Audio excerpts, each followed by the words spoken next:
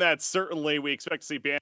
And this is another thing that, again, we're beginning this journey of TI. I know it's not the craziest thing to say this, but there's a meta that evolves within TI itself that I'm personally so excited to see what takes place throughout the event. So, but Undying being banned here, obviously not a surprise. Marcy is one of those other top picked heroes that you may expect to see as well, but well, there we go. Xtreme's like, yeah, not banned, we'll take her. I mean, there's no hesitation. Like I mentioned, Undying the second most picked. Marcy, I'm pretty sure, is the first by over 50 extra games. I mean, everyone just clearly loved her in the anime too much, right? It's definitely not this hero has way too much potency and flexibility in what she can do. Oh yeah, no, it has no. It's all cosmetic, baby. They're just picking her up. Yeah. No, it's no. This is a hero that. Now, she has potential to be played a little bit of a flex as well. So first off that point where that's what helps make her a strong first pick, in my opinion. We usually see her in that support role, though. She is one of, if not the best bully support in the game, right? I think that's a fair statement to make. Up there with perhaps Undying, go figure. But Marcy, the fact that she has so much mobility, great team assist, great scalability. I mean, she's a position 5, position 4 hero that could actually deal legitimate damage if it comes to a late game stage. She really has the whole package, in my opinion. So again, not surprised to see her first picked. We got an early Earthshaker response from Team Liquid on the other side so far. We'll see with a second pick now. Yeah, and I think the other thing to kind of mention with Marcy as well is around her ultimate. Like, Unleash is pretty nutty when you think about it. I'm pretty sure it still goes through Magic Immunity, the slow element, which is absurd. There aren't many slows in the game that still go through Magic Immunity, and it's in an AoE. So it's very, very effective in those fights, just stopping people moving around. But, man, can I just say I love any TI that starts off with some Shaker. I know this is last chance qualifiers. We're not fully there yet, but we're going to see a decent amount of Shaker. I mean, this is a top 15 most picked hero, and it admittedly is my favorite. I don't know about you, Breaky, but this is the hero I love to see when I'm casting. Oh, of course. As a play-by-play caster, absolutely. One of the top, up there with the Enigma of sorts, the Wombo combo potential, however you want to call it. Obviously great with the Echo Slam and the setups. Yes, again, that hero we expect to see quite a bit. Early Shard pickups especially, and a Blink, it's pretty typical builds there in that position 4 roaming support role that I'm sure we are to see. Visage, though, a little bit of a different pick, I think it's fair to say, from Liquid coming out with the second pick at least earlier on, and a very snap decision though of the Morphling happening on the side of Xtreme over there. Now the natural idea with Morphling going up against the Earthshaker, of course, a pretty good hero to morph into, so I got to think that was part of the reason at least. Maybe down the line we see an Ags in the build. Yeah, that mobility, it does get pretty absurd. The interesting thing to me so far is nothing's off script. Actually, thinking about the most picked heroes of the qualifiers, like this all lines up. These are all top 15 picks in terms of amount of games total. And I guess it comes to that idea, you mentioned like the meta setter, like who's going to have to evolve to whose style, who's going to decide what is the way to move forward. It's kind of interesting to think that we might see someone dictate what the meta is here in the last chance qualifiers, but then someone else completely flipped the script when we get to the main event. It's interesting you say that because I was kind of referencing that, and you are right. Yeah, Visage actually has top 15, top 20, whatever. For Liquid though specifically, and really not a hero that they had ran, so that kind of like piqued my interest. And from what I see here, at least in the qualifiers of recent, they did not run Visage at all. So going to that point, certainly potential to do very well here. But already kind of a little bit of a change up from Liquid with the mentality, with the strategy. And this kind of goes back to that, what we were talking about earlier with it's TI, baby. I mean, a new meta evolves. Obviously, there was even a patch that happened more recently, too, with some changes. So naturally, you expect to see some different stuff happening right here. But one more band to go on either side before we get the next couple of picks at least. But yeah, as always with the Visage, where is he going to end up? Certainly potential to be a couple of different roles. Is it going to be in the hands of Zai? Will it be a Mickey, Visage, Matoma Man even? I mean, certainly could be any of those core roles. Yeah, I could see it very easily being in Zai's hand, right? I think like Shaker plus Visage works reasonably well in the lane. The Shaker can actually move away from the lane without the Visage being exposed because you can easily just drag people out of position or easily get away courtesy of the movement speed mouse that you apply, right? So it's very difficult to punish a Visage. I don't know, maybe Marcy, if they run the Marcy Morphling, could do that, but I have a feeling you want to kind of utilize this Marcy elsewhere. Maybe put it with some sort of bullish type laner, because Morphling typically isn't a bully, right? Like, he's more that kind of guy that needs to be babysat until level 3. Sure. Absolutely. Now, a hero that I personally do like quite a bit, and maybe not as one of the more popular support options overall, but Shadow Demon going to be coming out for Team Liquid over here. And it is one that they tend to run, from time to time. I believe in the hands of Boxy, even specifically we could see. So going with the Shadow Demon, immediately a Leshrac happening from Xtreme on the other side. Perhaps setting up to be that mid Leshrac, or Io to go with it. Obviously a great pairing right there for Xtreme. Oh, wow. So not the fourth pick to come for Liquid, but yeah, the Io, fourth pick Io happening for Xtreme now. Yeah, and it's interesting as well, because usually the IOs can feel a bit strained, because they'll typically have these heroes like Leshrac in the mid, and then they'll have a carry that needs to be babysat and protected. But when you think about it, Morphling's not really one of those heroes that needs to worry about that. Also, makes a lot more sense the A ban very early on. Like, it justified the morph, but I love the fact that XG doubled down. They got even more healing value, not just from the IO, but we have to remember Leshrac is the single best user of Bloodstone in the game right now. It is absurd. So they have a ridiculous amount of sustain here, and the worrying detail now for Liquid, you see this kind of switch up with something like Drow. They don't want to stack. They don't want to pile up, because that's going to enable the Leshrac. It's going to allow XG to stand and outlast Liquid in these fights. I love the Drow pick. The gust this game is not only going to be really good, but just the ability to help kill that IO in the back lines as soon as possible makes the Drow pick, very, very strong one in my opinion. So I think Liquid going the right direction right there. Of course, Drow with the Visage core as well. They're going to have a lot of push, a lot of ways to push these lanes and push the towers down, certainly throughout the game. So they definitely have that going for them, as far as at least a little bit of an answer to that IO right now. But the final couple of bans coming out, and so what do we need here? We got Xtreme. Curious what the Leshrac does end up. It's I assume it's going to be a mid Leshrac, so probably going to look for that off lane. And yeah, sure enough, the Mars bands comes out. And then for Liquid, likely still needing their Mickey, their mid hero. Yeah, it seems like, looking at what the teams are maybe missing, I think XG have covered a lot of their bases, right? They have good stand, they have good push, they can team fight reasonably well. They do lack reliable stuns, I say. Like, Marcy can kind of set up, Leshrac can be a little bit finicky. Maybe they just want to get some sort of big kind of AoE stun for the team fight. On the other side, Liquid, they have good push. They've got pretty decent poke. I think maybe their front line is the weak element here. Right now, it's just Visage goes in, and either Bird stays alive and keeps team going, or everyone bows down and dies. So hope they're going to fix out the final pick. In terms of mids they could get, like, things like Kunkka kind of come to mind, but they're not really that popular right now. And although it gives you sustain, it plays into the hands of XG. I think, if anything, Liquid wants more burst. Yeah, Kunkka could still technically provide that as well. That's where my mind was going initially when you mentioned that too. But they're going to have to think about it pretty quickly, and I kind of like that from Xtreme. They didn't sit there. This is something, just kind of a general thing when it comes to drafting, where Xtreme has a lot of reserve time here. The other team doesn't. They could have sat on this time, really thought about it, and then be like, okay, this is... No, they were confident with the Centaur as their final pick. They're going to force Liquid on the clock, basically. They did not have a lot of time. We're going to make you make a kind of almost a snap decision of your final pick. In this case, going to be a mid-hero. So we're going to find out soon, as there we go. And it's going to be the Void Spirit will be happening. So that's good. Nothing too crazy in the end. Yeah, so it's kind of it's a little bit more in and out, right? They can poke, they can disengage. I think they're just looking for retracted fights here. The Void Spirit also gives them safe split push, right? So if the Visage does get shut down, they still have ways of playing the lanes. And if you think about the global presence of XG with the Reload, with Stampede, it makes a little bit more sense that you want a hero that can easily play those outer lanes without risking imminent death, right? So not the most impactful hero, right, compared to this draft, but it's a hero that can get things done overall. It's kind of the jack of all trades alternative.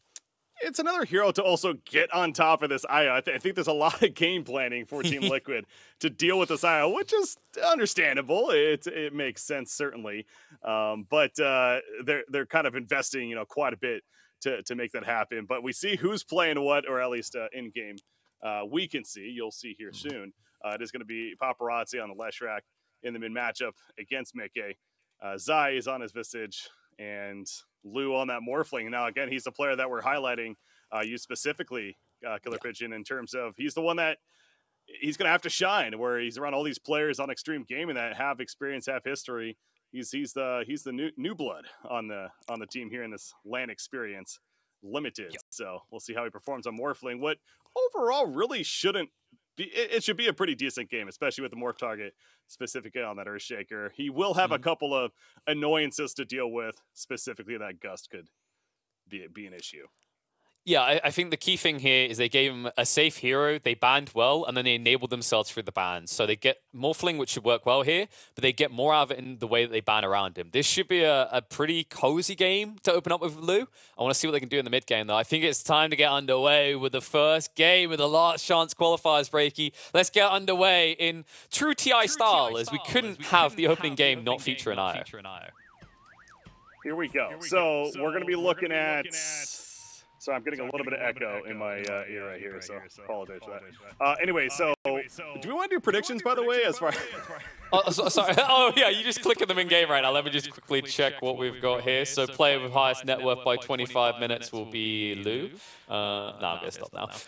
But, yeah, we'll leave people to figure that out ourselves. We don't want to give you too many insights here. Like, I'm thrilled to see how this one's going to play out in the lanes, though. I think looking at the heroes they've got at their disposal, for Liquid, it's kind of always been this way. Visage has to have kind of pop-off. You want to have that space, and you want to be able to make space in the mid-game.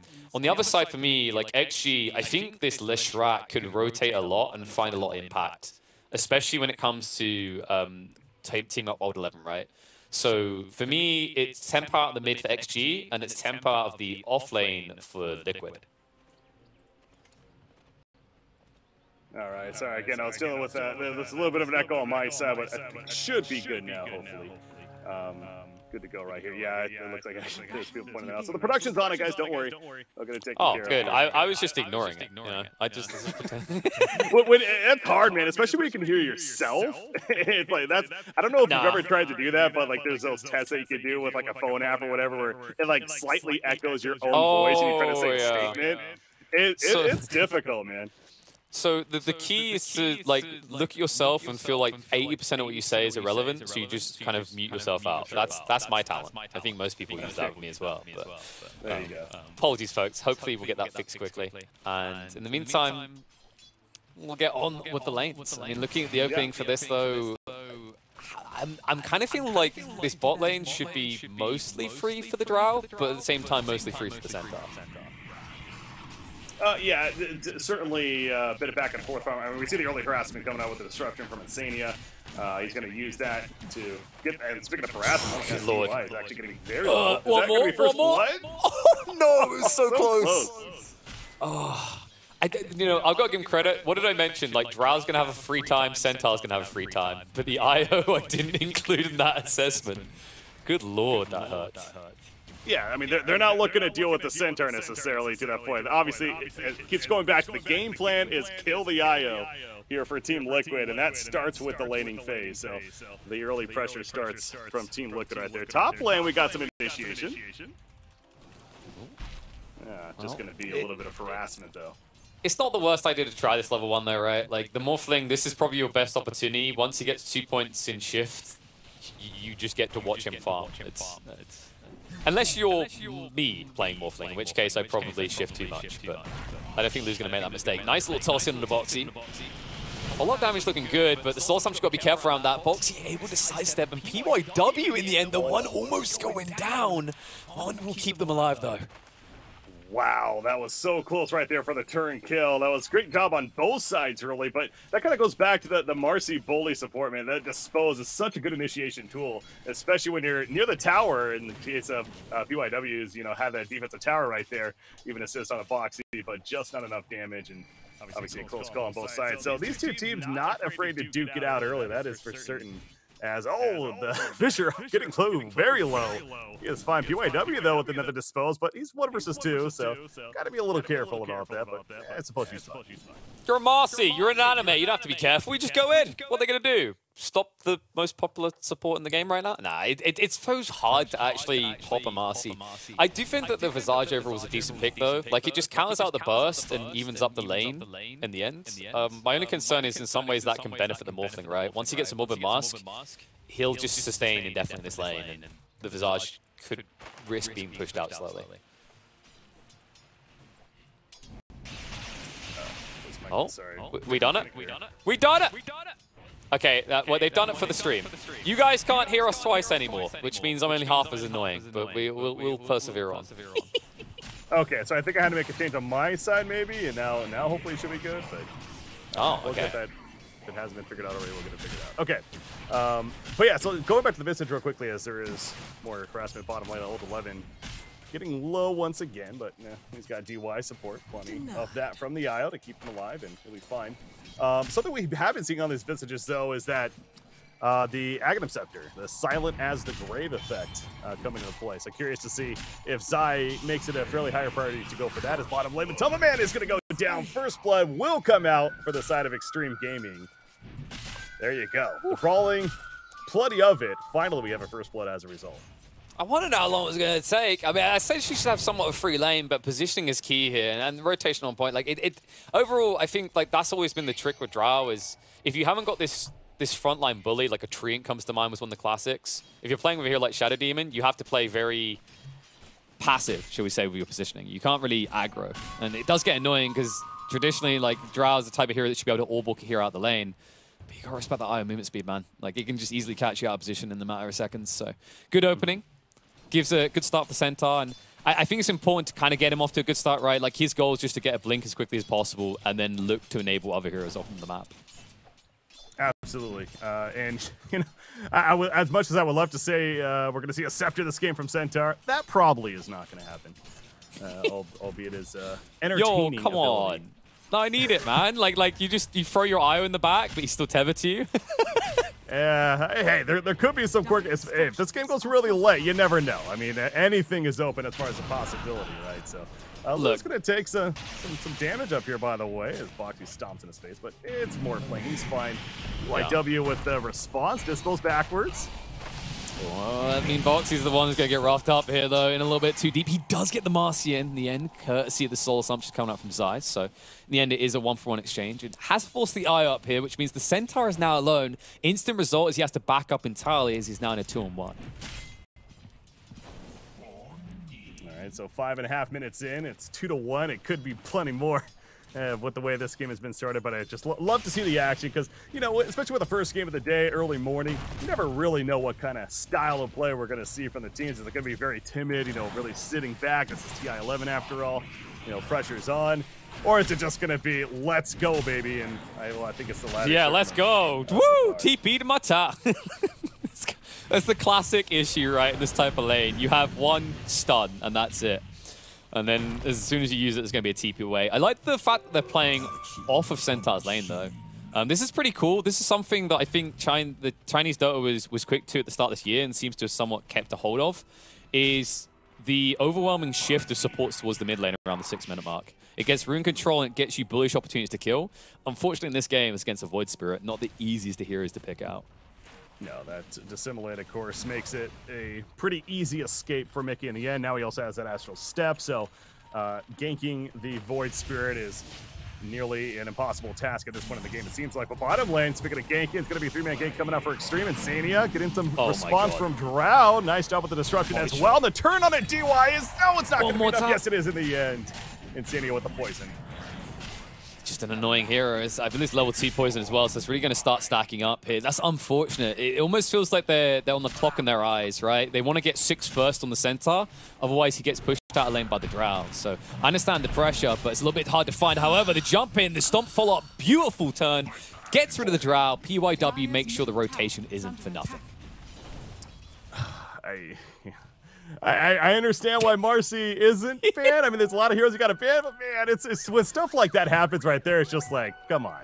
If you don't have that first pick, not banning Marcy, oh, that's so risky. But yeah, Team Liquid falling into the trap right there. Drow Ranger gets picked off. Now, Drow, speaking of him though, is an okay start. He's got his power treads early on, but certainly a lot of room to make up. Is actually, as I say, the OK start is the worst farming core in the game right now at 2,500 net worth. So definitely need to get that drow farm enhanced, specifically by coming to the mid lane. It looks like it's going to be the play with Matama Man rotating there. Make a level 7. He'll start heading towards the top lane, meet up with the Earthshake perhaps, and go for a play of sorts. Yeah, I think one of the nice things about Drow is you can kind of offset some of that farm loss by just getting level 6, right? Because that's going to enable you to farm a little bit faster because you get those free stats. But not going to get 6 for free in this game, I'm afraid. PYW showing you exactly why Marcy is picked so bloody much, but the turnaround's going to come in. Nice drag back to simulate follow-up as well. A lot of damage here, but the Stampede able to break them off, and Boxy now turned upon here. Too much damage coming out from the Disco Pony. It's a double kill for Paparazzi, and that is exactly why Leshrac is a pain in the ass. Well, yeah, there's several more reasons as well, but that is absolutely one of them, especially when you have the IO support. You know, you talk about the IO synergy with heroes. Leshrac is up there on that tier list, I think it's very safe to say, especially right now, in terms of heroes to pair with. So with that 3rd and 4th pick coming out for Xtreme Gaming, already doing wonders for them. And Paparazzi, he's not looking to stop anytime soon. Why would that? They're controlling the jungle right now. They understand this Drow especially is very underfarmed. You mentioned KP. They need level 6 on Matama Man. He's not even there yet. He still isn't level 6. At 9 minutes into the game, the struggle continues, but will hit it now as he's going to kill a couple more creeps at the top. But it's a very smart of Xtreme to the point they're addressing the weak factor in the Drow early on with the laning phase, before level 6 especially, and they're controlling the bottom part of the map. So in response, Team Liquid is attempting to control the top side now. They did get the tier 1 with Zai on a Visage. Yeah, and that's the thing, right? The Visage is doing well, takes the tower, expected rotations, but now the Drow needs the space. So the argument is, where's Visage? Like, can you shift him bot? Can he park himself in those lanes, or is it a bit too hard? Feels like wherever Marcy is, nobody can be. Once again, jumps in, and okay, I've got an idea here, Breaky. You know, we could say nerf Marcy, but I like to be creative. How about this? The nerf for Marcy is you have to roleplay Marcy as the player, so you get muted in game, in team comps. That's my balance point. There you go. I like how we're already talking about nerfing Marcy in game 1 of the LCQ. KP, it's a long event. Gotta get in there early, my friend. Speaking of Marcy, gonna get pulled in right there slightly, but that was because Void Spirit attempting to get away for good reason. So yeah, it goes back to Void Spirit, obviously one of the more difficult targets to jump even for the Marcy, but still, PYW, why would he slow down? I mean, he's level 5.5. He's making plays left and right. Currently sitting at 1, 1, and 3. So been involved in 4 of the 6 kills. But yeah, not a lot of talk, or not a lot of focus on Zai. Zai's kind of quietly, as he maybe tends to do a lot of these games for Liquid, quietly doing his thing. He's got his Vlad's offering early on. And to the point I was making earlier is the idea of we're going to see an Ags on him or not. I think this game maybe expect to see more of these heavy aura build instead. You know, maybe the late game Ags can come into play to help once again kill that IO especially. But I don't know if we should expect to see this game, but we'll see. Yeah, I think what we're going to have to focus on right now is the fact that this mid tower, the more I think about it, the way they've been utilizing that, it's almost like Leshrac could take at this point, but the risk is too high, and instead they're fishing kills every time someone comes there for XP. And I like that Liquid has now deviated away from that. They're like, no, that we're kind of baiting ourselves in. Just park Zai in that lane because he can't be killed that easily. And let's go hunting. Unfortunately for them, XG spidey senses are tingling, and the only person who they're going to find is the hardest kill possible for them. It's going to be Old 11 in the area. Matama Man? No, he's fine. Old 11. Yeah, speaking of being in the area, he's got plenty of backup, including this 3-player smoke for Xtreme, and they found Initiation. They find Shadow Demon. That's going to be a free kill. Can they get more? A chase on in. Stampede comes through. Maybe they can find it. The toss back just in time with Timberman. Thought he was safe to get out, but XG just so quick and vicious on these counter rotations. Mid lane? Nope, never mind. Thought it might have been a play right there, but little Zai's gonna have to resummon, if anything, using his ultimate. But yeah, that's Xtreme is just playing clean. I think that's a good way to describe it, right? They're playing clean Dota right now. They're moving appropriately throughout the map. They're taking advantage of the lack of early farm for the Drow, knowing that she needs to recover. I keep stressing that point. And it doesn't feel like Liquid has a lot of plays right now to be able to deal with that. I think at this point, they need a blink on Earthshaker. That ain't happening anytime soon, KP, as Voxy has a lot of recovering to do. But Lou, a kill on him would be good. Bye. That's not going to happen either. So here's the tough thing to think about. Like to your point, they're having a hard time, but Lou's having a great time. And this is kind of key. The way that XG do this, they haven't necessarily changed this element to their game style since the start of this year. They like to play as 4 and let Lou just farm on these heroes like Morphling, TB, and he'll come in later. He's basically just getting a free AFK game. He's PvE right now. Everyone else is PvP.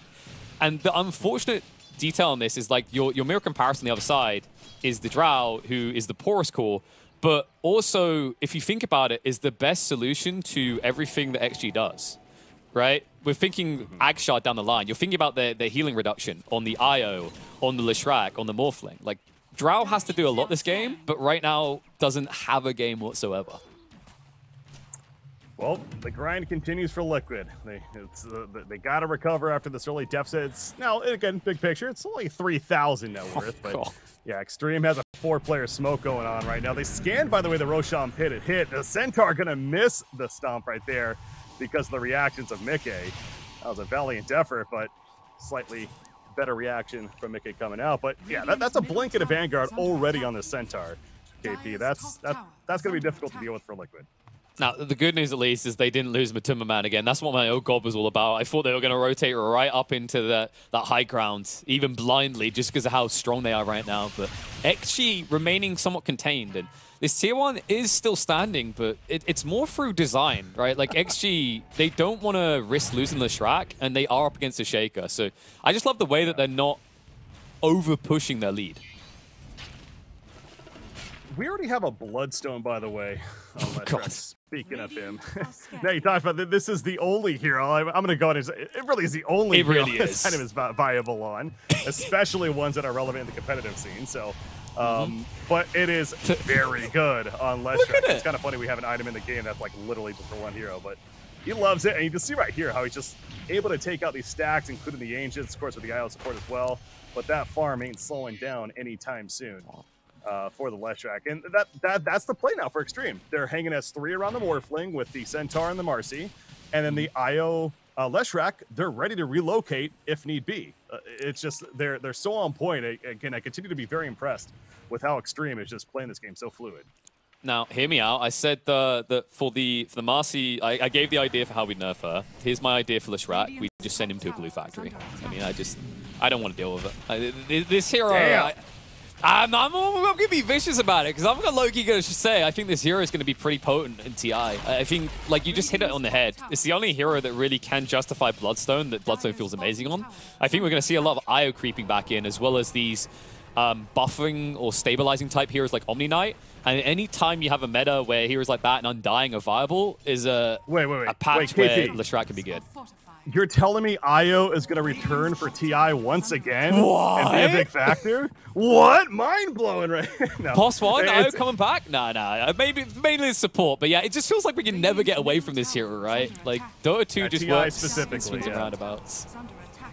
It's crazy how this hero just, again, and not to say he's been underpicked throughout the season by any means, but TI especially, when TI comes around, there really is one hero that comes to mind for me personally, and that's IO. But we got a mid play perhaps coming out. Centaur's going to port to the bottom lane as Morphling will just comfortably take out the tier 1 mid. We relocate. They're going bottom for the play on his eyes. It could be time. No, it's not. Nope. They forgot about the birds. Whoops. Well, they tried. Yeah, and then now they're going to reload back, and I don't think IO's bringing friends with him. They're just going to have to accept that the little ball is not going to be much help here. Yeah, manages to get the mech, though, despite that death, so DY going to accept his break for the next 20 seconds. Kind of stretch a little bit, I'm sure. Continue to wake up here in the early morning in Singapore. Oh, that would be great if we just, like, if we just check the cameras of whoever's dead, and, like, they actually have to do exercises. Right, because we're all about gamer health here. We don't want them to have, like, you know, clogged artery and die at 34. Get that physical activity going, yeah. Well, hey, you do well at TI. You got plenty of money, and then let's just say that can help you too, I suppose. But Morphling, he's fine. I'm not even sure what Liquid necessarily had in mind there. They ain't killing this Morphling, that's for sure, especially with the support nearby, and the quick teamwork comes out as a result too. They just go and they're like, is it a Morphling? Yeah, it's a Morphling. Okay, I don't know what we're doing here. This is not the one we want to go after. It's such a hard kill right now. I mean, he's got Dragonlance, he's got Manta. He's close to 10k net worth. Like, the Leshrack's been popping, but all of a sudden out of nowhere, Lou's farm has accelerated, and this game is getting very scary. We do see, by the way, Shadow Demon Insania prioritizing the Shard for the Demonic Cleanse. So, Demonic Cleanse now online for Insania, but, you know, kind of really just goes to show you how... I don't know if that's an item he goes for necessarily, if they're ahead as... Oh, speaking of being behind, Zai, he's going to feel it as he drops the 5-player gank from Xtreme. Even with the fissure response, it just doesn't matter. I mean, Roshan's open. They could just simply walk into the pit and get a free Roshan. That's what they're going to do. Yeah, I mean, this game is looking quite out of control. Like, it's only a 4k net worth lead, but I'm going to bring it back to the previous point, Breaky. 1 carry, top net worth, other at the bottom, and the one at the bottom is the key to cracking XG's lineup. But I don't see him getting there anytime soon. It almost feels like XG are just playing too clean right now. Maybe Liquid could smoke up and try to make some plays with the Shaker and the Visage. But who do you go after here? I feel like XG is just really well grouped, and now the Aegis on Morphling, they can play 4 and leave him on his own. Noticing some item pickups coming about right here. Kaya picked up by the Void Spirit. He had to go with his Witchblade. Does have the Ags queued up, and I was thinking about this earlier with the Resonant Pulse. Again, yet another tool that is pretty good overall this game. That silencing effect and a couple of charges, certainly nice to have against really any of these heroes, especially the cores of Leshrack and Morphling, and then of course Io. So that'll be a nice tool to take advantage of if and when he can get to there. Liquid's going for a play though. They find Io. Can they kill the Io? Okay, yes they can. They do have enough lock-in at that point. You don't even question it, okay? That Io is 100% dead. The important detail is the Terror is still active, so Disco Pony at least gets to leave. But I'm just looking across at the Shaker, man. Like, these type of plays are going to be hard to follow up until he's got a Blink Dagger. He's only got 500 on the bank, and, you know, he's going to be going for that Ag Shard first, which is going to give him that kind of pseudo-Blink effect. But it's going to be very difficult to get maximum impact out of your Shaker in this mid-game when you need him most. Yeah, no, I agree with you there, absolutely. It's an item that, like I kind of talked about with the Shadow Demon as well, it's I kind of just have to settle for this, right? If you had a much better start, certainly would accelerate towards a Blink first, you would think, perhaps. But, hey, at least having the shard effect of the Fissure, a nice tool to take advantage of. And they need more and more of that lockdown. Now, as I say this, Morphling is also getting very close to his own Aghanim Scepter, and that morph ability becomes much stronger, especially if morphing into the Earthshaker. Could morph into the Drow for even more effect there. So it'll be interesting to see what Lou decides in these fights in reactions. But Xtreme Gaming at the time, they have the Aegis still up on Morphling, another 3 minutes. So still plenty of time, but they're feeling comfortable about at least pushing this bottom tower. I don't know if Liquid's going to necessarily respond. They want a couple of tools before they take a big fight here, including that Ags on Void Spirit, I think is the key. Yeah, so they have a few options here. They could go bot and die, or they could not and live. It's that much of a difference, Ricky. Like, it's so tough to defend this tower. I think you just let it go for free, but the problem you now have, you only have 1 tier 2 remaining. Like, you could end up your high ground very quickly. And all I keep looking at is that gold for the Shaker, man. Like, the Shaker's the poorest in this game, and that isn't by design, by the way. Like, in an ideal world, they wanted more gold and boxy. It's just like, how do you farm a Shaker in this game? Because you're not killing, right? But you can't push waves either because you'll get jumped. So that's why Shadow Demon has more gold. It's just simply this hero can safely push, and poor little Boxy here is waiting for the day where his team can fight. A Visage Drow, great combo, great, you know, physical presence, especially of these auto attacks. Well, an item that's pretty good against that KP is a Crimson Guard. And sure enough, Centaur, he prioritized that understandably early on. He now has a Hooded Defiance as well, and this is a setup from XG. We got a defense here at the tier 2. Jump in. Centaur is going to be dragged in. Can't get away from Echo Slam Fault. Looks beautiful, but not good enough. We'll at least get the eye, but they want paparazzi. If the chase continues, they need to be careful about this, though. And Lou, you can see he's just going to frontline, turn around on him and push him away. So we'll get the space. A good initiation out of Liquid, but they were hoping for more there, which is why they're still pursuing. However, they are not quick enough to find it. You know, a little bit of Caster's Curse. I know you're very familiar with that as, oh, by the way, Lou's going for a play on a Void Spirit. First damage, no, it's not enough up fine, right? Yeah, he should be fine. There's no way Mike thinks he can take that. No, but to the point of that fight, though, it's I was just talking about Centaur and great item with the Crimson Guard. You know, extra tanky now.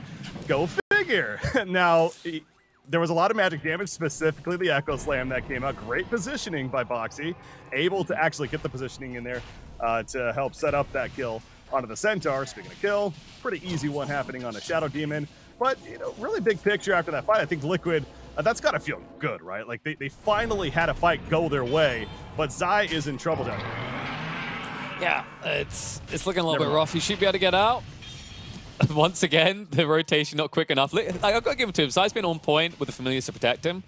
But the problem is, like, you're not getting anything elsewhere, right? Like, when you see XG make this type of play, you want to be able to make some sort of counterplay elsewhere on the map. It's just not happening for him. PYW. Yeah, no, I was about to say, like, I don't think Marcy gets this. This is why I didn't go into the play-by-play mode there. If she did, I'd once again go on about ideas for nerfing her. But it's maybe that's why PYW slowed down. Was like, I don't want KP to talk about more nerfs. Please don't drop the hammer. But you see what I mean with the issue, right? Like, these type of plays for XG, even when they don't work, the issue for Liquid is they're not able to find any counter kills. They're not able to find objectives elsewhere.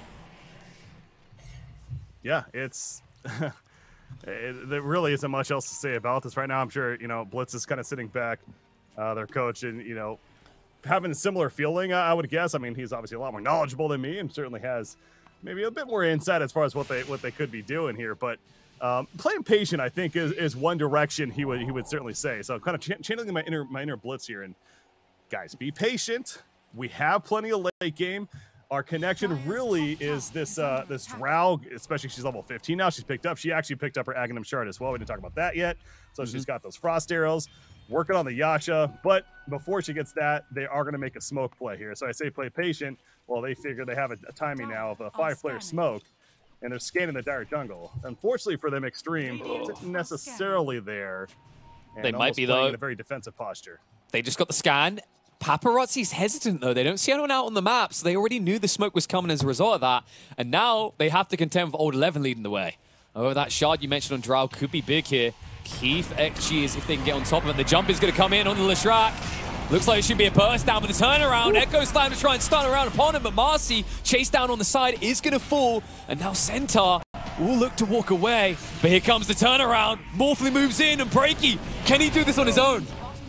I don't think he can. That was a very risky play right there. Lou is going to have to get back. The gust will be avoided, thankfully, for Lou, and manages to survive. But another fight for Liquid that they definitely win on paper. It started with that huge burst up front into Leshrac, and I was actually surprised to see Xtreme, honestly, respond right there after Leshrac got blown up as quickly and as hard as he did. But it's almost like they were pissed off, and frankly, that almost bit them in the ass. But they did manage to recover. Lou specifically stayed alive and goes back to farming. So that's kind of the good news for Xtreme, and he certainly has still a bigger lead. But this goes back to Liquid and the idea of that patience. They are still in this game.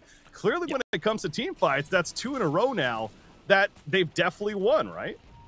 Definitely. I think it is, like, the Ag Shard on Timmerman is a big deal breaker now for XG. It's the reduction in healing that's really going to cripple XG in prolonged fights. And what did we say in the draft? Like, XG, they drafted for prolonged fights because of their sustainability. Why this is so important, and I'm not just like a big Drow fan or a big Matuma fan in this situation, it's if you look, Liquid don't have a Spirit Vessel, which would have been the alternative to all this healing, right? They couldn't get an AA because they got banned, and it makes sense that they don't have a Spirit Vessel. There's no hero that wants to justifiably build it in this game. So that's why the Drow should be really impactful with this Ag Shard now. And I like the fact that they're trying to unlock her as a fighter. They realize there's no longer room on the map for them to farm. You know, and I was going to bring this up as well. We are starting to see the progress of a BKB being purchased by Leshrac, and kind of goes back to the amount of the silences, especially with the Zags coming out for Void Spirit that he has now. The amount of stuns, crowd control in general that Liquid has. These cores of Xtreme certainly could use that, and so he's working on it as we see initiation here on Visage. Jump in here. Looks like they should be able to get it easy, you'd think. But once again, Drow on the high ground. That damage coming out. The heal reduction just too much overwhelms them. Lul looked to run away, but it means he's going to be leaving some teammates behind. Io's dropped as well. Follow-up is looking good, and Liquid are clawing their way back into this game. That Ags on Void Spirit is doing work. Now, as I say this, Mickey needs backup. He needs support. Getting a disruption to dissimulate away. He'll dissimulate. He'll be fine. Paparazzi in pursuit. A fissure from Lou. It does connect from the Morphling. However, PYW went too far. The disrupt to save. It's not enough. He's down for 50 seconds. Doesn't have buyback. Down goes Shadow Demon. And Lou is going off on this Morphling now. Paparazzi, I suppose he's doing plenty too. The Pulse Nova active and using that BKB for the first time. So I will run. And what was another great fight initially for Liquid, eventually Xtreme Gaming breaks through and capitalizes on that overextension. Yeah, Liquid, you can feel the confidence swinging for them, but they've still got to show some respect to this Morphling. Yes, they can easily take out these heroes when they overreach a little bit, but XG still have this bull factor to them. I think Liquid, they can still loom this threat once they have a blink on the Shaker, right? Because that's when he's still got the Echo Slam follow-up, so XG still have to play a little bit restricted, but right now, you've got to respect XG's ability to kind of ball her in as 5, but credit where credit is due. I mean, Liquid, they are starting to punish these frontliners that should be free in this game, courtesy of Matumba's Man's impact now. Yeah, now, kind of going back to the point I was talking about before that fight, it's, you know, understandable that Morphling isn't prioritizing the BKB. He's got the backup. He has a Manta already, which does take care of a lot of that, and especially with the morphing into something like an Earthshaker, he's got that mobility as well, that added mobility even, so instead of going the route of a BKB himself, he is going to go the Iascati, which, hey, you know, the classic Morphling mentality of just buff up more stats, especially. Ain't nothing wrong with that. So Lou continues to be that raid boss, dare I say, that Liquid is going to have to figure out a way to defeat. And, well, usually a raid boss, you want to kill the ads first. So if I can make that kind of comparison here, they want to kill the supporting cast, right? I think it's as simple as that if you're Liquid, and then deal with the Morphling in the end. I admit, though, Killer Pigeon, that is a lot more stats, especially. Ain't nothing wrong with that. So Lou continues to be that raid boss, dare I say, that Liquid is going to have to figure out a way to defeat. And, well, usually a raid boss, you want to kill the ads first. So if I can make that kind of comparison here, they want to kill the supporting cast, right? I think it's as simple as that if you're Liquid, and then deal with the Morphling in the end. I admit, though, Killer Pigeon, that is a lot easier said than done. Yeah, it sounds to me like you're trying to get that WoW casting career started us here as well, Breaky, you know? gotta get in on next, but no, I get where you may have from. played a little bit of WoW recently, yes. Oh yeah, everyone's getting back on that. Except some of us that just we're back in the dirt basement all times, right? I mean, especially these players, they probably wouldn't have looked at any other games. It's kind of funny actually to kind of think the amount of hours that Dota 2 pros put in per day. Like I've worked in, yeah, especially compared to other scenes. Like I've done a little bit of work in Rocket League, and apparently it's not uncommon for players to play like 2 or 3 hours a day there. I'm like, what? Dota 2 is 10 hours plus, and if you see your family, you're doing it wrong. It is life, especially for these players in this event, every single competitor here. But we got a Roshan KP being attempted from the side of Xtreme Gaming, and it's more of a bait. That's exactly what this is. Xtreme Gaming not necessarily looking to commit to the Roshan. They're trying to bait out Liquid into a poor positioning. Now they're going to 5-player smoke and wrap around. This could catch Liquid off guard. Now Zai does have a familiar in front. Try to protect them, but Old 11 looking for that opening. As soon as he sees somebody, he's going to be jumping in, catches the Visage. Immediate Gust comes out, the Crimson Guards put up as well. Marcy will jump in, but she got stunned immediately by the fissure, and down she goes to Assimilate on Ford. Centaur's locked out in the midst of the fight. He ain't tanky enough. He's going to back away now. He gets the Stampede out just before dying. DY should be able to escape the tree line. Maybe not. Can't get away quick enough. Too much damage and the control good. Liquid punished the attempt by XG, and courtesy has to be given across, credit rather, giving across where it's due to Liquid here. Zai is being on point in this game. He protects himself time and time again through the early phases with the familiars, and now he's doing so much overtime in terms of scouting vision. I think like Zai has actually been really key in them recovering this game. Like if you think about from the rotations where they couldn't punish him, right, he kept getting out when he should have died, to the way he's restricting where XG can play in these initiations, he's been key to them clawing back into this. You know, KP, I definitely want to give a shout out to you as far as the comment you made earlier with the shard pickup on Drow, because I wasn't even necessarily thinking about with the reduction. It's the regen reduction is absolutely bonkers this game. And it's certainly multiple reasons why they're able to, or one of the many reasons I should say, why they're able to kill the Centaur, especially in both the other cores, you know, right? Both the Morphling and the Leshrac certainly rely on the regen, and hell, you have the IO support. So that is doing work. And whenever you have a Drow in your lineup too, the number one mentality as a team is protect the Drow at all costs. And, you know, it goes back to the positioning of that Visage specifically. Void Spirit causing chaos in backlines, and Void Spirit he's going to find a kill on the Marcy here with some team support. Marcy attempted to jungle a little bit. I think it's time we talk about ways that we can buff Marcy, because she really seems to be struggling. That is a cursed comment right there. Swings and roundabouts, man. You got to change your mind as the game changes, right? But yeah, you're starting to see where the Marcy falls off here. Like, she can't just play wide anymore. XG's plan isn't as clear anymore, because before they were confidently playing split on the map. They were able to roam wherever they want.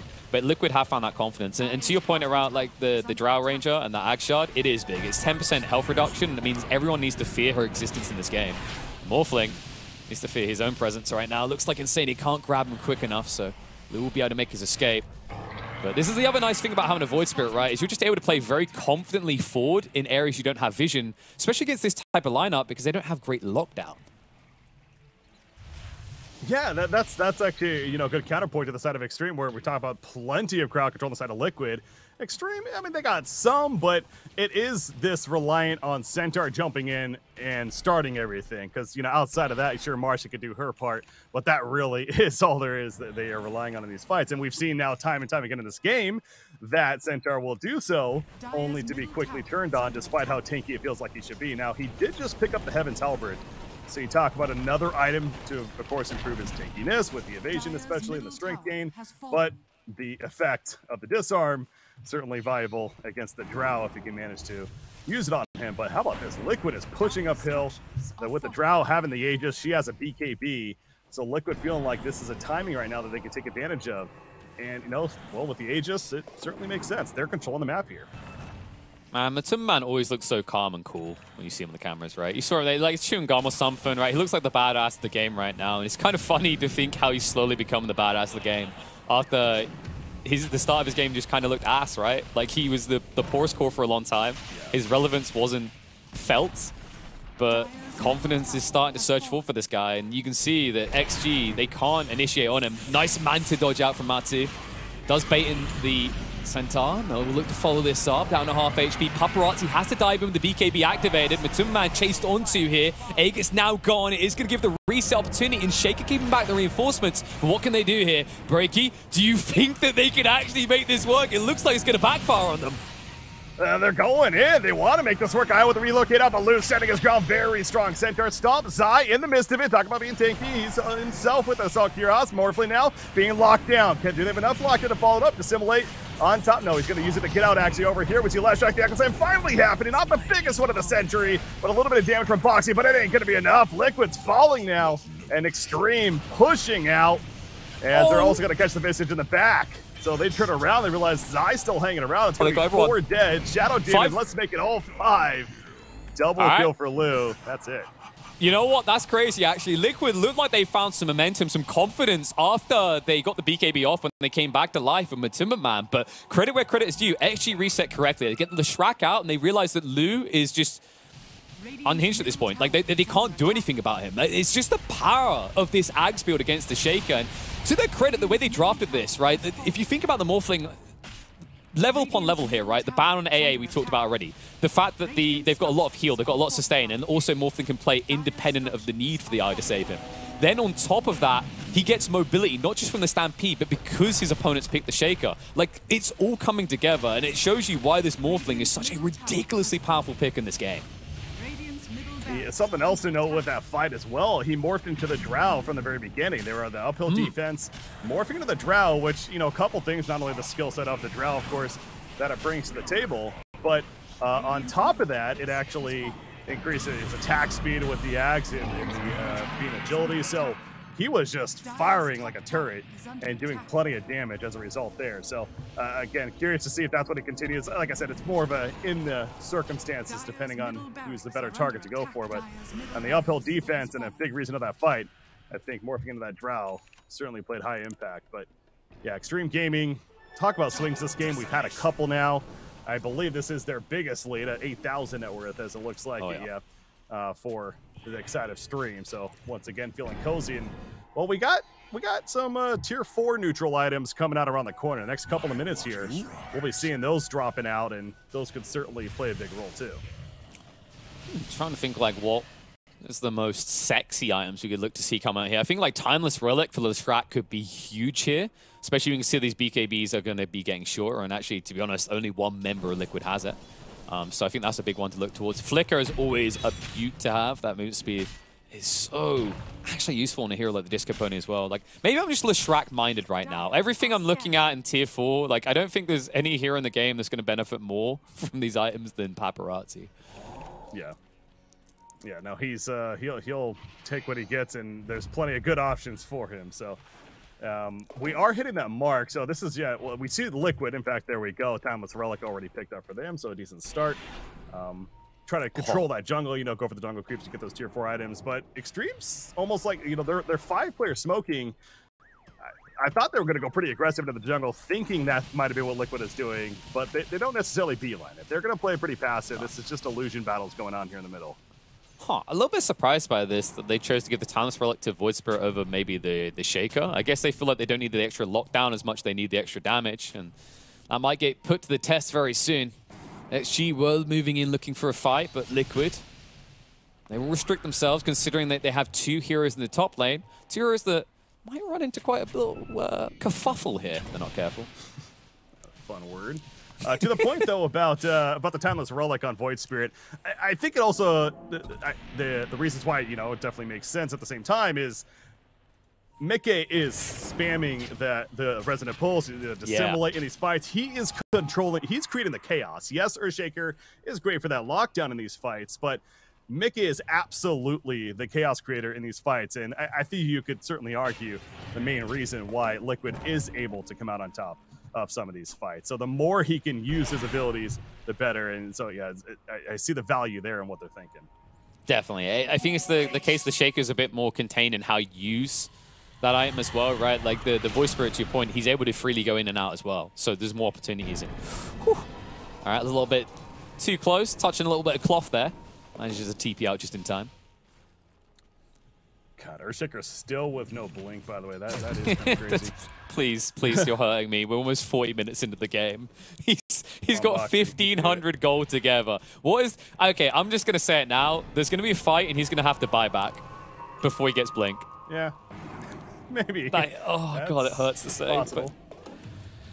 They definitely should be prioritizing farm on him with that. I mean, they need that blink, but they aren't necessarily doing that. I'm actually a little surprised. I mean, sure, you want to, of course, get your cores farm too, but that does feel like one of those items that, hey, you know, Boxy, take a couple of these jungle creeps, maybe push out this lane with the Visage supporting you know, behind. I know it's, again, a lot easier said than done, but he's literally just standing here, you know, kind of just controlling the map with the team and, you know, giving out information, protecting the Drow, I suppose. So to that point, they aren't really prioritizing it.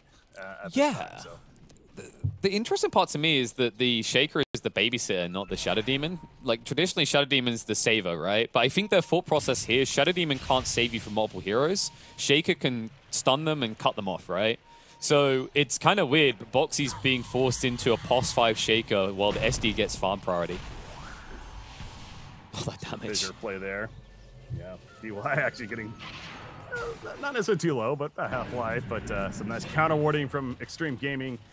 Roshan still, this was a little bit longer of a Roshan, about 50 seconds remaining on the spawn. You could tell XG was checking for it, but third Roshan is around the corner, and I think it's a very obvious statement to make, KP, but I'm going to say it anyways. I think the next Roshan going to be a big factor for another fight. That would be a good assessment. Alternatively, in a kind of different way, maybe it's... a formula for fighting before Roshan even comes up. Because I think they're going to look to clash here. In fact, Vision's situation, XG playing in their own area is to their advantage here because they went for a defensively oriented Vision. Zai, though, I think he's going to try to drag some heroes bottom when he starts to push in here, and then they're going to move in on the west side of the map. God. Octa Ring Core, by the way, on Void Spirit to go with that Timeless Relic. I mean, he is just spam on these abilities now. That is kind of crazy. So I continue to feel like that is the key for Liquid in terms of why they still have high hopes in this game of a potential comeback. But you have Visage, by the way, the boots of Baron that he's picked up. He is going to teleport back and join the rest of the team here. Got a pretty good push going to the bottom lane, so Leshrac will gladly soak up that farm, has his new Shivas. BKB currently sitting in the backpack, but Arcane Rune bottled up. Looking to use that, but here we go. Third Roshan's up. guess what? They're all going over. Ambitious to go in so freely like this, but Zai feels like he can get him without being noticed, courtesy of the fact that he did get the Ags. So Silence the Grave, definitely a strong tool, but you can see XG looking for the back line, not able to find it. Stun comes out into two. Matumba Man does some follow-up damage here. The Silence as well. Centaur controlled, and no help on this dude whatsoever. He's going to get popped. PYW moving to the BKB, but feels irrelevant up against Matumba Man. He tries to stand his ground, but now with the assistance of Paparazzi, maybe he can do it. Matumba Man, BKB running out, needs to get out of here, but it looks like it's going to be a bit too much to bear. Will get popped, and it looks like XG may be in decent position here, but the buybacks will scare them away. Yeah, both teams going for the mentality of pick off the back lines. Understandable. So now I know you mentioned the Marcy manning up against the Drow right there, maybe not necessarily a battle that she's going to win, but kept her occupied enough to allow the supporting of Morphling and Leshrac to get in there and eventually run down the Drow and kill him. So even though it kind of sacrificing his life for good reason on the Marcy, the Familiars, by the way, almost killing Io. Speaking of picking off the back lines, but there's that protection from XG, and now Zai, he may be regretting this. Uh-oh, gets jumped in. From Lou with an Earthshaker, and Vici just got, hey, I'm not here, go away. Guys, I know you're all cause, but for the love of God, bring vision. Come on, detection, please. So Silent that's the as reason. The grave is pretty good when they don't have dust, yeah. Yeah, it's Silent as the Grave kind of it feels like an appropriate name for this poor little Io. You saw how close he came to dying. It's just courtesy of this extra damage he put out with the Familiars. I mean, Zai continues to be this absolute thorn in the side of XG. You see they should be able to get their hands on the Aegis, but in exchange, Zai is doing a lot of damage in the base of the Chinese team here. They need to get back and defend.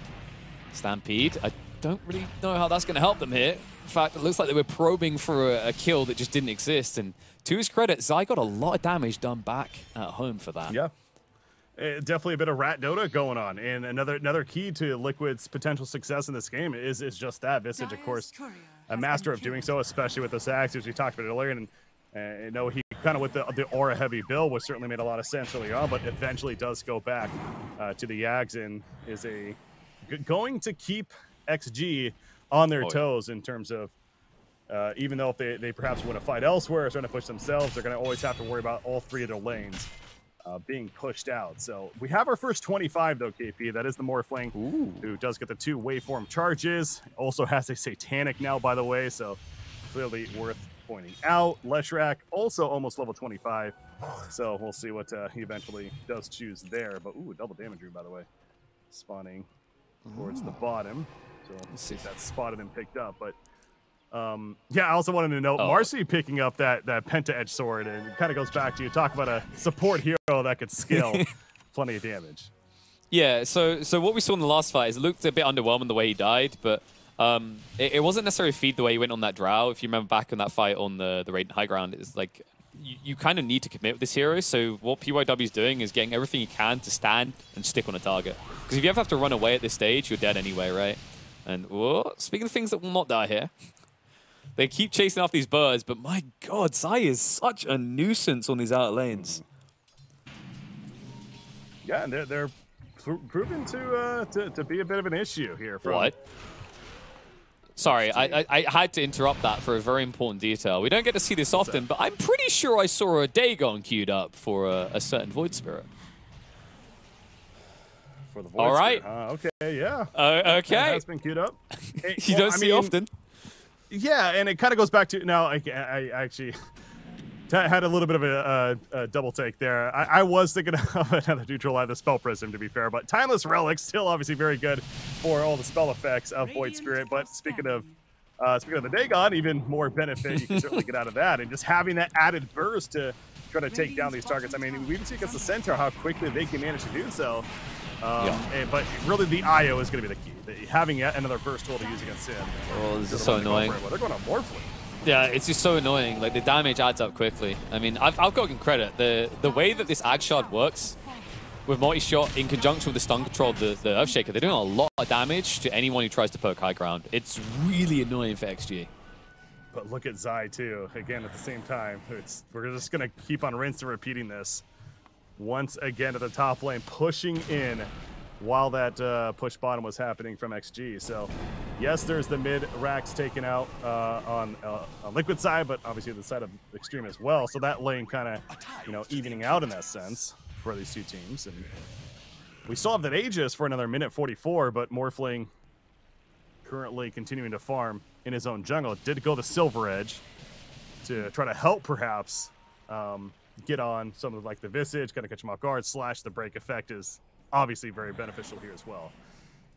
Sorry, I'm just still sucked into the Dagon break here. I mean, it's a weird item, right? You don't see it often, but man, I was kind of thinking of this item because I noticed that like there was discussions recently on like how would you buff Dagon, and there were some interesting ideas, like the idea that maybe it applies like a break at level 5, which I like the kind of thinking, but in a different way. Like imagine if it reduced magic resistance like by 5% or 10%. Right, and that's just me trying to get Team Dagon back, by the way, because I'm going to say that should stack. So if 5 members of your team have Dagons and they zap someone, that person should have minus 50% magic resistance. Okay, I'm just using this as a platform. Valve, please hire me. I want to be on the balanced team, so I'll be fired after a week. But it is an item that just for a long time they zap someone, that person should have minus 50% magic resistance. Okay, I'm just using this as a platform. Valve, please hire me. I want to be on the balanced team, so I'll be fired after a week. But it is an item that just for a long time has been looked at, and outside of kind of outliers, hasn't really been considered a mainstay for years in Dota 2, if ever. Yeah, certainly it's almost like a meme item in a lot of cases. So, but no, again, there's absolutely the practical use here. For Meke, if he does end up going that, again, he hasn't committed anything yet, sitting on 3,500 gold. His buyback's important too, but we'll keep an eye to see the status there. Leshrac, by the way, I don't even know if we mentioned, but actually has his Ags effect now, is also level 25. The Diabolic Edict Explosions, that much more powerful, but that nihilism here for the Acceptor effect, fantastic tool as well for the Leshrac to go with his shard that he also has. So, oh my god, this is a annoying. lot more damage even. This is so annoying. He's doing it again. Like it's for XG. I mean, it's just like we've all been there, right? And I think that there's no denying that while this version of Visage is not as absurd as the initial Ags change when it was absolutely busted and just murdered everyone instantly, it's still incredibly annoying, Breaky. Like, they're always having to go back. He's just making so much space, and now because XG has to rotate back to their side of the map, what do Liquid instantly do? They group up, they smoke, and they know that XG have to address multiple lanes. There's definitely a bit of Nature's Prophet presence in this game right now, being played by Zai on the Visage, but yeah, it's Xtreme Gaming having to understand how they have to address this, and well, right now they're going to be maybe caught off guard. The smoke play, Boxy was lining up a fissure, not going to happen, but they smoke up the other side. We got a clash. Okay, we've seen the Shrike. We've been here before. Last time it didn't end well, but BKB at least comes out. It's going to be a Stampede chase in, but somehow the BKB able to back away. Follow through, at least find one. Shadow Demon down. Mike stunned for the moment, but able to back off. It's going to give a soft reset, and Matumba Man now looking to poke. XG may need to get out because the reinitiation comes through. Disco Pony gone. They're going to lose PYW as well. Matumba Man looks like he might forfeit his life to Lu, so it will be an exchange in the end, and one that actually now XG can take control of. Yeah, buyback from Leshrac especially going to secure the fight for XG, and they really want this side. They don't even care about the rest of the fight, how that went pretty well for them. They want the damn Visage, but once again, Zai is going to be a little too slippery. But big picture, absolute satisfaction for XG, I am sure. Yes, Leshrac ended up dying in the fight, but again, the buyback there to now push out once again and benefit as a result of the one fight. But the biggest key, I mean, Liquid did a great job initially of supporting Mike and helping to keep him alive, and they kind of retreated. They did this fallback strategy after the Disco Pony, as you're saying, just ran at them with the BKB active. Scored, especially with the IO tethered up. You definitely do not want to fight into that. But as soon as it wore off, they turned. And speaking of turning, they're going to try to get Morphling off guard here with the lockdown. It's enough right there. What a blow up from the side of Team Liquid. Now they catch Leshrac. Can he get away? He just pulled back. He can't afford to go down like this. This could cost them the whole game if they're not careful, but nice turnaround. The dieback comes out the other way. Beautiful jump by Old 11, gets rid of Mike, dead for 120 seconds, and they force Matumba Man to commit with his own buyback as well. They'll look to just get whoever they can out, because in the end, XG keep the key detail alive. Disco Pony lives to fight another day. I don't know what to make of the results of these fights. I mean, especially with the dieback there on Void Spirit, you'd think that that's a huge opening for XG, but of course, not necessarily. I mean, Morphling's dead for another minute now. Not going to buy back unless has a reason to do so, but I don't necessarily see that is going to be happening. So by the time Morphling's up, it'll still be about 30 seconds or so for Void Spirit. But I mean, you see what Liquid's doing. They're actually pushing out the lanes now. Zai, he's level 25 too. He just got that. So he has the extra familiar as a result of that. So another, you talk about the presence of Visage, what he's been able to do with this rat play. You throw in a third familiar, that just got that much stronger. Man, I'm kind of curious back to that. Like, we were just talking there about the dieback of Mike. Like, how low on health was he when the Centaur jumped in? Like, because of course the Centaur's double-edged scales with strength, and he has got quite a lot of strength this game. But it looked like he basically took half the health of the Void Spirit on that alone, which is a scary detail for Mike, especially if you want to scale into more damage like the Dagon. You may need to now sidestep into something that makes you a bit more tanky and survivable instead. Because we have to remember, this is a Void Spirit playing without BKB. Absolutely, yeah, that's you kind of wonder if that's something that he may think about getting to that point, especially sitting on a dieback now, but doesn't have it queued up at least, so still has that nice Dagon queued up. But yeah, 3,000 gold saved up. I was going to say, oh yeah, about the Shadow Demon, by the way, something else that's worth kind of talking about as the game continues to develop. We're 52.5 minutes in.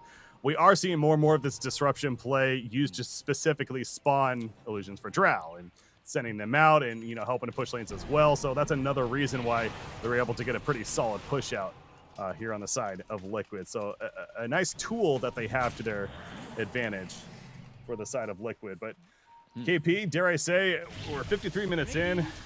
We're getting to a point where tier 5 items are of potential. We got a fourth Roshan, though. Yep. That could be the next key.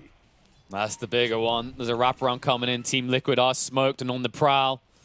Zai, of course, with that third bird, plenty of lockdown here. If you don't get the BKB off, you're pretty much dead. Stun comes out, the 2 follow-up looking good as well. Morphling now in trouble, needs to get him out. BKB just in time. The reload pulls him away, though. Now Paparazzi in alone. Going to turn on the Boxy first, takes out the Shaker.